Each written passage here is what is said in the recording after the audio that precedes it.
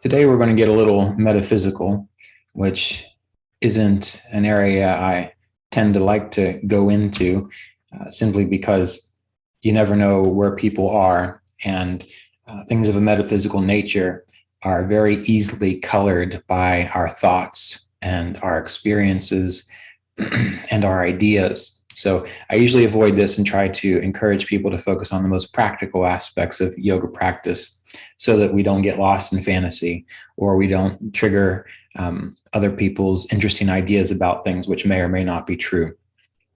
But today we're going to speak to a model of existence that is common in yoga and Ayurveda and Vedic sciences, the idea of the material world, the astral world, and the causal world, or the material, astral, and causal planes. So we're going to take some time to discuss what these are, and then we're going to talk about how to function in each one and why your meditation practice now in this world is so important if you ever want to really experience astral worlds and causal worlds with a degree of awakened consciousness. Because many of us experience the astral realms unconsciously at night in dreams. We experience the causal realms.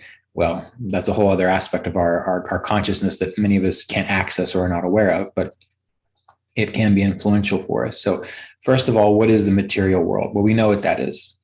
The material world is what you are experiencing. It's the physical body. It is the elements, earth, fire, water, air, ether. It's the combination of how those elements go together. It's the stuff that you can touch. It's the stuff that you can feel. It's the hardness of rocks. It's the wetness of water, and so on. So it is the world in which you are existing primarily right now. The astral world. The astral world is more of an energetic world. You might be able to liken it more to the idea of electromagnetism. In fact, many people do, and I think that's an all right term, or that's an all right aspect of the physical world to relate the astral world to, because it helps us understand it. But I'm not 100% sure that they are exactly the same thing. But the astral world is also a world of emotions, of our imaginations. So when you are imagining, when you are feeling, when you're perceiving subtler energies, in a sense, you are participating or tapping into the astral level of your being. When you are dreaming, you are tuning into the astral level of your being. The causal world. The causal world is very difficult to conceptualize. It's something that you really have to experience. The way it's been described is the world of pure thought. So it is like a field of pure intelligence, which responds quickly to one's thoughts and one's ideas. But to be fair, it's very hard to describe, so we're not going to go too far into that. But we can experience these things. And many people think that through the practice of yoga, what they're going to do is they're going to transcend this physical realm, go into astral realms, and then into causal realms. And this is supported in Autobiography of a Yogi, where Swami Shri Yukteswar discusses after he passes, after he dies and is resurrected, when he visits Paramahansa Yogananda, he discusses the astral worlds. And he discusses how he himself, after he passed, now exists to help people work out their subtler karma, their astral karma and their causal karma. So we get this idea that we really want to do that we want to work in this lifetime to transcend our karmas, to transcend our attachments, to rise above this material creation.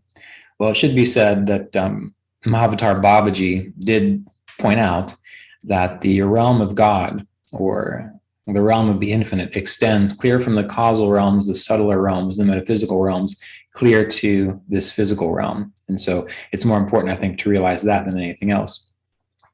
But the questions that come up around this many times, are, well, how do I transcend this physical form to experience the subtler aspect of my nature? And this was actually brought up in one of the questions submitted for the book I've been working on, which should be available here pretty soon, An Essential Guide to Kriya Yoga Practice.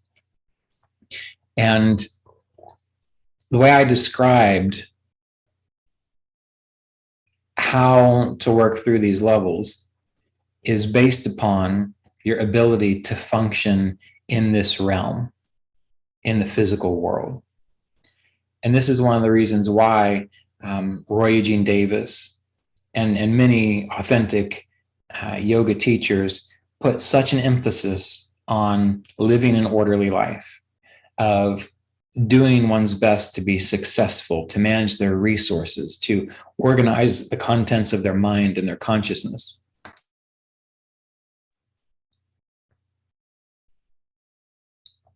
Some people think that when teachers do that, that they're just not speaking to the spiritual side of things.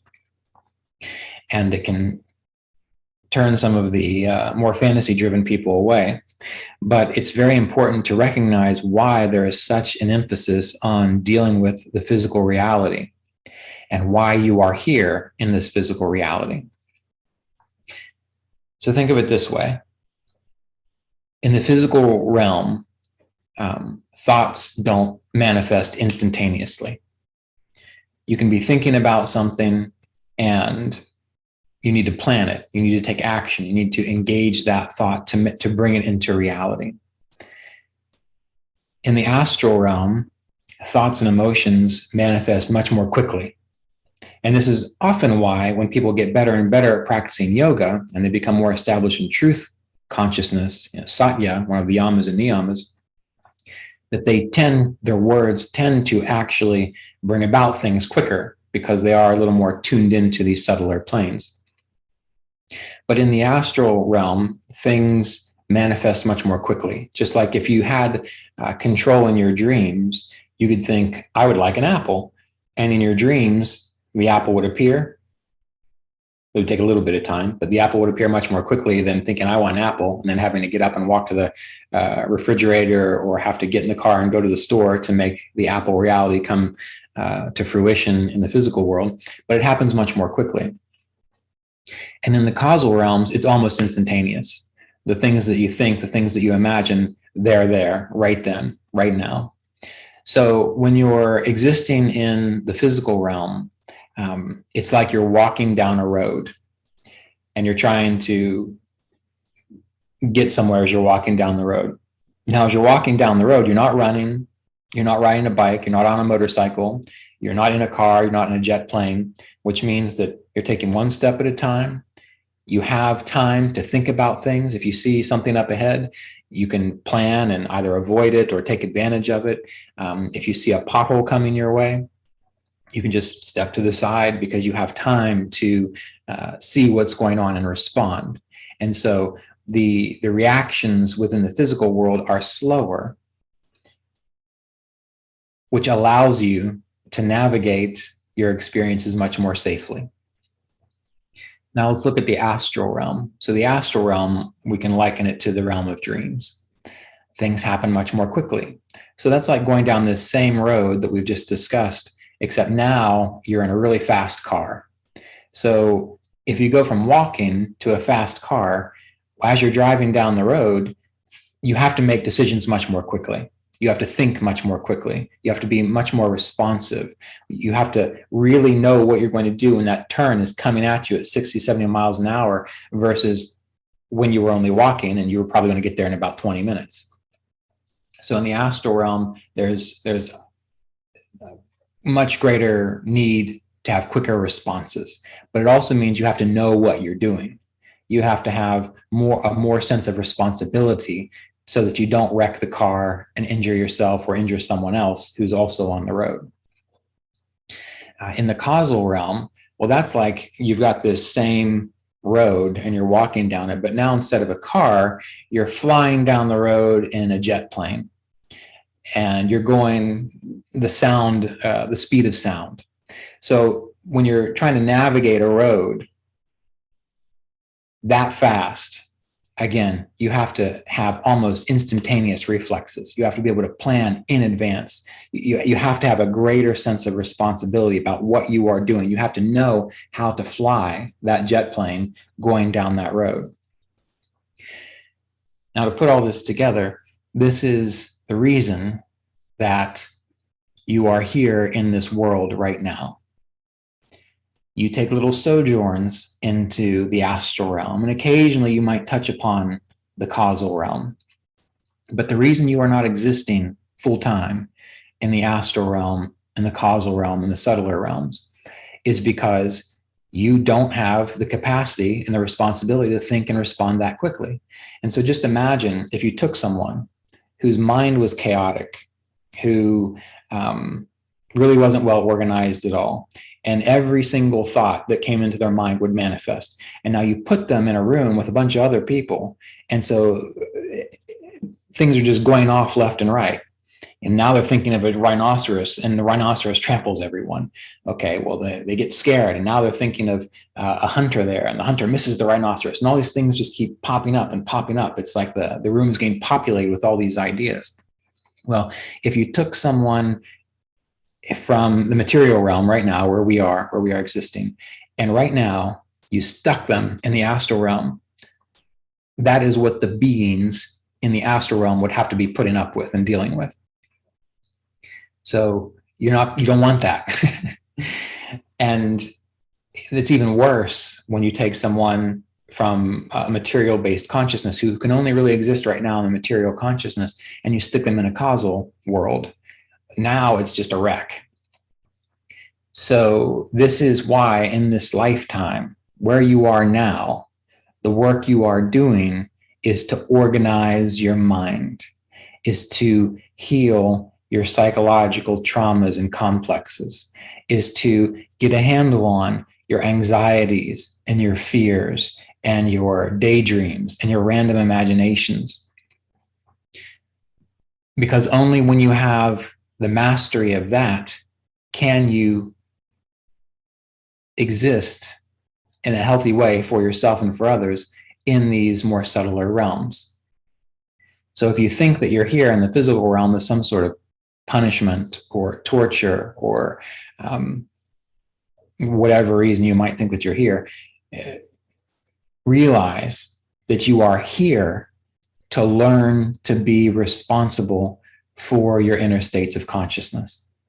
And this is one reason why Mr. Davis and many of the spiritual teachers put an emphasis on mastering your states of consciousness. This is why when he put out the Truth Journal, I don't have a copy here, I thought I did, but when Mr. Davis put out the Truth Journal, and he had these question and answer sections in the back of the Truth Journal, nearly almost every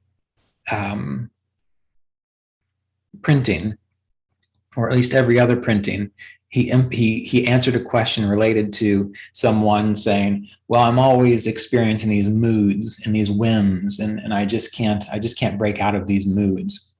And he would always explain how you have to find a way to gain mastery over these moods, to not let them rule you.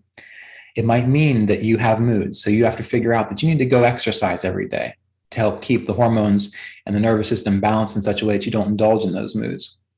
Or you need to figure out what is the cause of those moods. Maybe you're hanging out with people that are not pleasant, and so that puts you in a moody place, because you can be influenced by other people for sure. Or maybe you have things from the past that trigger you all the time.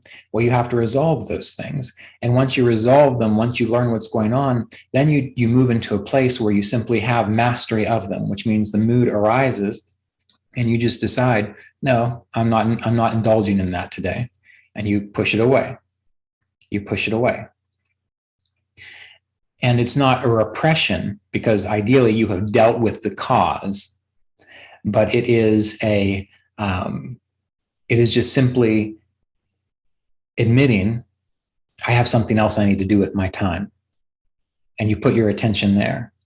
And the more you do that, you start creating the samskara, or the groove towards not being influenced by these moods. Moods are often like the weather. It's going to rain. It's going to be sunny. It's going to be foggy. Sometimes it's going to snow. These things are going to happen. But if we became frustrated every time it rained, or every time it snowed, or every time the sun wasn't going to come out, and we weren't able to do what we needed to do, we wouldn't get anything done. So essentially, we're learning to recognize that we are not our moods, and not in such a way that we are repressing them, not in such a way that we are ignoring the importance of our feelings, but we are breaking the habit of being directed by the passing changes of our, the things that change within our emotional state from time to time, just because we're alive. When Mr. Davis was spending time with Yogananda, he went through a period of being a little depressed. He had joined Self-Realization Fellowship, became a monastic, was very much intensively practicing what he learned, but maybe it was, I think, maybe 9 months in or so, and he realized, oh, this enlightenment isn't going to happen immediately. He became kind of despondent about it. And Paramahansa Yogananda picked up on this, and he sent Roy a letter that said something to the effect of, essentially, you're making yourself miserable by indulging these moods. You know, they're just like the recordings on a record. Why don't you break the record? Break the record. And so even Paramahansa Yogananda encouraged Mr. Davis to begin to gain mastery of his states of consciousness. So the whole point of this is that there are realms of experience subtler than this physical world. And we can remember, again, what Babaji said, that the spiritual realm, the realm of the infinite, extends fully from the subtlest clear to the physical. So it is all interconnected. And how we live here is a direct representation of how we would function in subtler realms, astral realms, causal realms. And the reason most of our experience is so absorbed in the material is because this, believe it or not, is the safest place for you right now. The safest place in regards to how the universe can respond, to how consciousness can respond to your inner states of consciousness. This is actually the safest place for you right now, and the safest place for everyone. So when you think about doing what it takes to clarify your mind, to not be driven by your emotions. Now, again, you still experience emotions and you still enjoy emotions, but they are not ruling your life. As you meditate and you work towards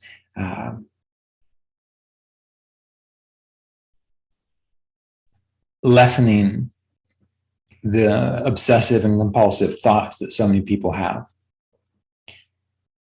every time you do that, even if you don't experience Ganesh coming down on a cloud of light to bless you with the tip of his trunk with visions and meditation, every time you are doing that, you are preparing yourself, acknowledging that you have the capacity to actually exist in what many people call the supernal realms. The supernal realms. Now, why is it? And again, this is all theoretical, by the way. We're using a model here, so you help understand how things can work.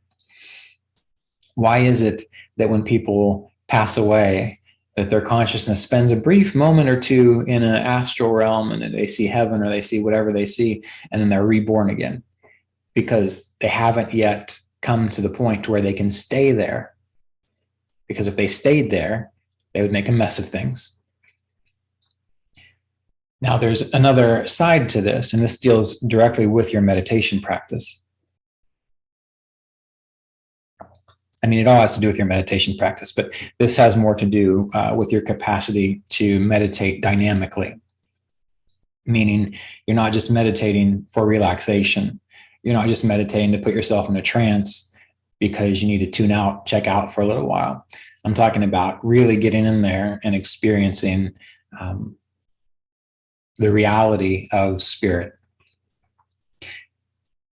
Many people are not present when they meditate. Even the best Kriya yogis sometimes have this issue. Well, not the best ones, almost the best ones. The best ones, they're fine. But if you notice when you meditate, and this is going to take some self-reflection and also some self-honesty. If you notice when you meditate that you don't remember what happened, you're probably checking out somehow. If you notice that when you meditate, or maybe other people tell you that you're falling asleep, or you're snoring, or you notice you're catching yourself snapping your head back a lot, you're probably not meditating dynamically. You're probably meditating, which will be helpful. You're meditating in a way that is helping you relax, which is good for you, but you're not meditating dynamically. And this is the other reason why living the best way you can for your health and for your mental, emotional state is essential. Because if you are taking care of your body, meaning you're getting enough rest, you're eating foods that keep you light and that keep you not dull, not weighed down, what's going to happen is when you meditate, you're more likely going to be able to stay awake and present. And you have to be able to stay awake and present to learn to explore the deeper states of consciousness in meditation. The purpose of meditation is to allow you to remain aware and present as you move into subtler and subtler aspects of consciousness. In the beginning, you're just sitting there meditating and you're observing the breath and you're observing the body, and you are letting that focus release your attachment to thoughts, emotions, distractions, and memories. But you are existing on the physical side of things. You're feeling the breath, you're observing the body.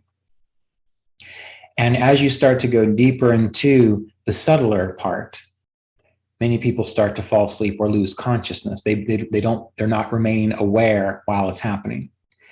Well, as you go into the deeper levels, whereas in the beginning you are feeling the body, breathe, and you are feeling the physical structure of the body.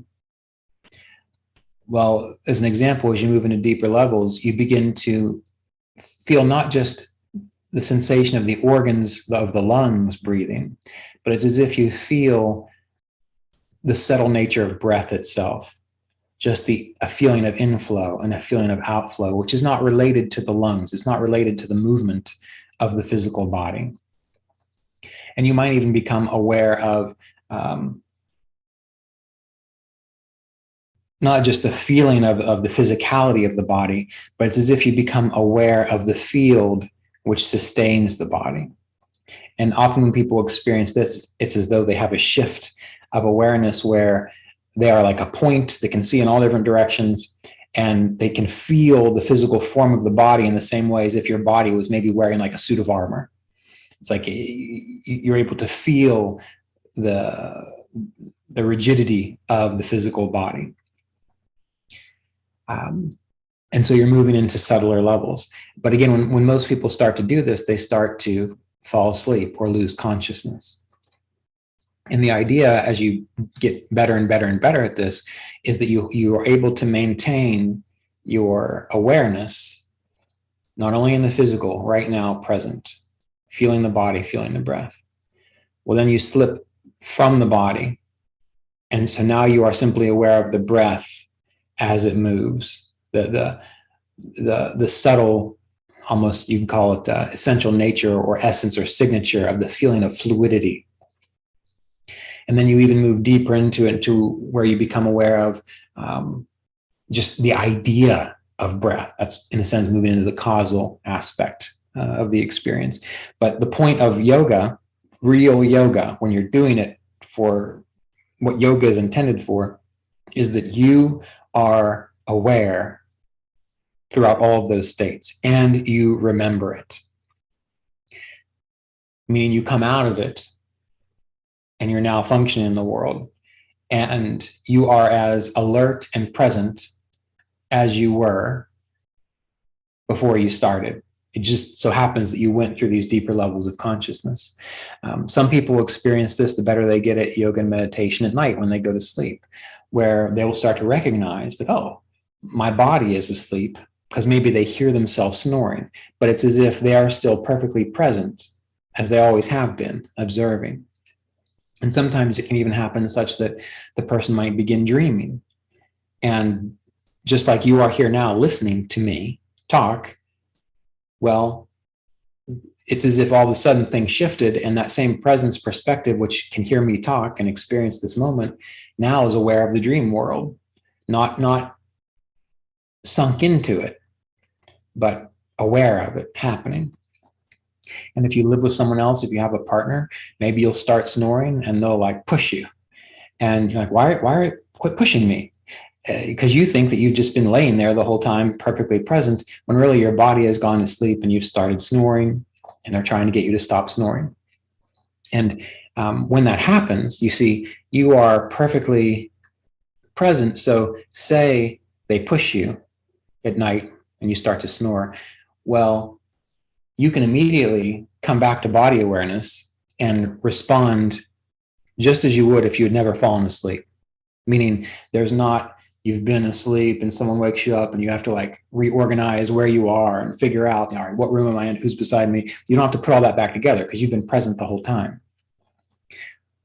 That should be sort of how you are in meditation as well. Meaning when you start to meditate, you're present, you go into the deeper levels of consciousness, you come back out, you get up and you just walk around. You don't have to come back out and then take a few deep breaths and then sort of yawn a little bit and stretch and get back into it. You can just, if something happened in the middle of your meditation, you could immediately turn it off, get up and go take care of whatever happened. Now, this is, for many people, an advanced stage of practice. So when I use these words, these shoulds and things like that, if you're not where I'm describing, you don't have to feel guilty about it, because I was not where I'm describing a long, long time ago. This takes practice. And again, the way that you practice this to kind of get back to the original theme of these astral, causal, and physical realm principles is you, in every moment, to the best of your ability, in every situation, without stress, you don't have to turn it into a big chore, but just remember that the more you're able to manage your life, the more you're able to take responsibility for your states of consciousness, your moods, your thoughts, the more you entertain the possibility that you can actually become a master of those things. And that might be the first step, because many people don't think it's possible. They say, well, I can't do that because I have all this past history of trauma, or I can't do that because I have a neurochemical hormonal imbalance, or I can't do that for this, I can't do that for that. Well, that's fine. Maybe you can't. We're not going to argue that point, because I'm not you, you're not me. I can't understand that. You can't understand what I'm saying. But what you can do is, in the beginning, begin to entertain the possibility that you do have more control over your states of consciousness than you think. Just imagine that. What would that be like? That might be possible. And if you're able to sustain that curiosity, that possibility, you might find that one day you're sitting around and like you're just obsessing over something, or maybe you're in a difficult mood and you think, well, if it is possible, what would that look like? And you just decide to try it. You decide to say, you know what? I'm not going to worry about that situation right now. And maybe you find that for about 5 to 10 minutes, it worked. Of course, it comes back in because you don't have the habit strong enough yet, but you realize, wow, for 5 to 10 minutes, I actually was able to demonstrate mastery over my states of consciousness. Or maybe sometimes you don't feel like doing something, or you're feeling depressed, or you're feeling just, unmotivated. Well, maybe you can ask yourself, well, what if I just didn't indulge in that right now? And you decide, I'm just going to try for the next 5 to 10 minutes to live without paying a whole lot of attention to that. And maybe you find that for the next 5 to 10 minutes, that little mood or that whim really didn't affect your life at all. And so you get an experience of how it's possible. And then you maintain that curiosity and you extend it through time. You keep trying until eventually you recognize, oh, I really don't have to be overcome by this anger right now. Oh, I really don't have to keep thinking about what's on the news right now. Oh, I really don't have to play over and over and over again in my head what I should have said to that person who did this to me. And you become free. And if you think that that is not a possibility for you, try to reconsider. If you think I'm telling you this just because I was personally born with an innate capacity to do that, I'm going to assure you I was not. Due to life experience, due to actively trying to pull this stuff off, now I still experience moods. Sometimes in the morning, I still don't want to get out of bed. I still think, oh, geez, another day. But what I learned is that, you know what, I don't have to listen to that because that's just habit. That's just stuff from who knows when. And I work to resolve it the best I can. But when I can't, I just say, I'm not listening to you today. I've got stuff to do. I've got classes to teach. I've got books to write. I have other things to do. I just don't listen to it anymore. Doesn't mean I don't attend to it. I still go see a counselor every now and then. When something comes up, I still spend time reflecting upon, journaling on what needs to be resolved here.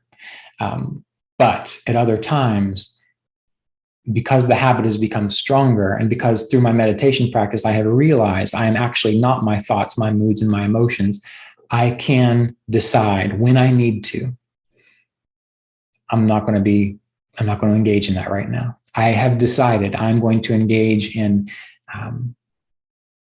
experiencing an expansive state of consciousness. One time I had a dream.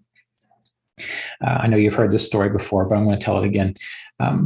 It ties into the dream, then we'll meditate.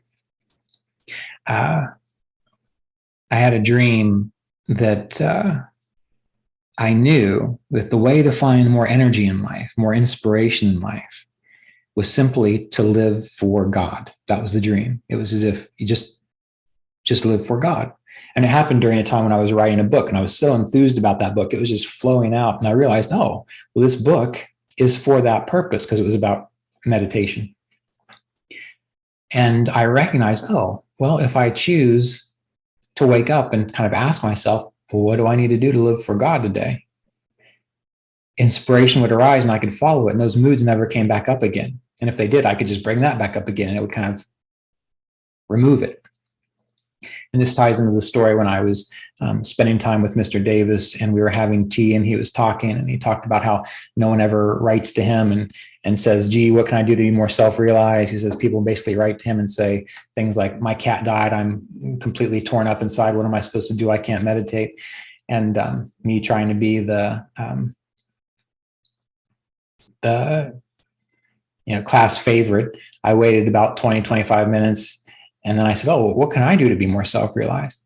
And he waved me away and he said, you're self-realized enough. What you need to do is find a reason to get out of bed in the morning. And so anyway, it kind of ties to this dream because as I started to recognize, oh, if I tap into my inspiration, if I tap into this inspiration from this greater consciousness and I quit listening to the little complaints of Ryan's personality, it becomes easy to become motivated. It becomes easy for me to, in a sense, have mastery over my states of consciousness. And this tunes into the idea of brahmacharya. Brahmacharya essentially says, if you practice brahmacharya, meaning brahmacharya, going like God, living for God, you will have all the energy that you need. meaning that if you decide to make choices and live due to the spiritual inspiration, whatever you need will be provided for. Energy, ideas, situations. It doesn't say you're going to get everything that you want. It says everything you need will be provided for.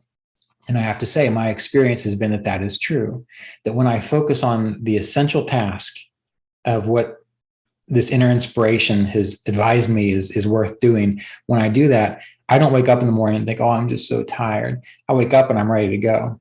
If I'm going to do something that's going to be a lot of hard work, and I'm going to have to do something over and over and over again, tedious things, but I have that inner inspiration that is for this divine aspect of life, it doesn't matter how tedious it is. It doesn't matter how long it's going to take. It doesn't matter what difficulties are there.